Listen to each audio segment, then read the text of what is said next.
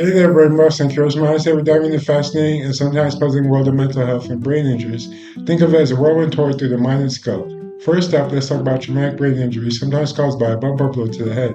That can lead to something called diffuse axonal injury, where the brain's long connection fibers get tangled up like a spaghetti mess. This can result in inflammation, tissue response, and even intracranial hypertension, which is fancy talk for increased pressure inside the skull.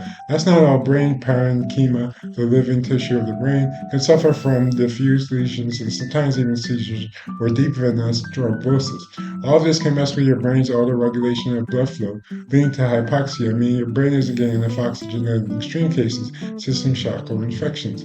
Now to the brain's many heroes and villains. Prefrontal cortex, amygdala, hippocampus, basal ganglia, and thalamus. These are key players involved in everything from decision-making and memory to emotion and movement. Damage here can cause all sorts of issues like organic personality syndrome, or more dramatic, like schizophrenia, hallucinations, and paranoia. And speaking of mental health, psychiatric diagnoses cover a wide spectrum from anxiety, depression, and panic disorder to phobic disorders and obsessive compulsive disorder. Sometimes people experience an acute reaction to stress or an adjustment reaction, which can be temporary but pretty intense.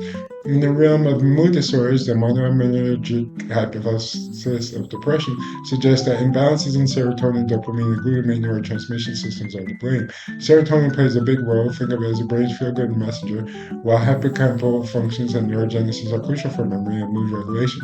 Lower hippocampal volume and changes in the left frontal gray matter are often seen in depression, leading to symptoms like apathy, abulia, or even akinetic mutism. It's a kind of mute button on movement and speech. When it comes to treatments, we have a whole toolkit: antidepressants like citalopram and sertraline, but beware of their anticholinergic effects.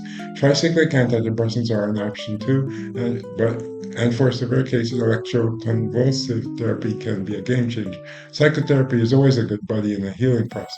Let's not forget about the weird and wonderful world of lesions. Damage to specific areas like the temporal lobe or frontal cortex can cause illusions, grandiosity, or control issues. Temporal lobe lesions might trigger hallucination or seizure, while atrophy in the frontal and temporal lobes can lead to chronic behavior problems about apathy or even akinetic mutism.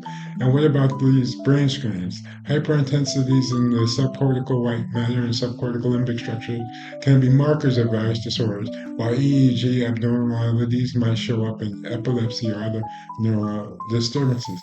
In sum, the brain is a complex orchestra of structures and chemicals, each with its own role and quirks. When things go awry, whether from injury, infection, or a mental health condition, it's like the music gets a little off key. But with understanding, treatment, and the depth of humor, we can navigate these challenges and keep our minds in harmony. Stay curious and keep those neurons firing.